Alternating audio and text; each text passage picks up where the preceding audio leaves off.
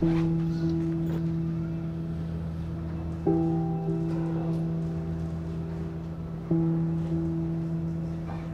ba tong kutong lupang itong pinagkatiwala na agad ni boss? Tapang-tapangan sa harap ni boss yan. Kaya binigyan agad ng toka. O baka kinamot yung likod ni boss. Kaya yun, bumigay.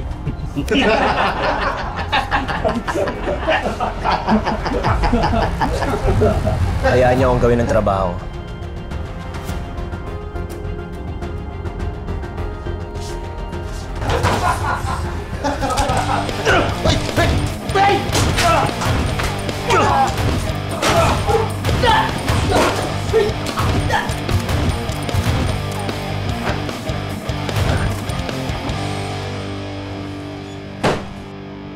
Mahusay kang mamaril ah.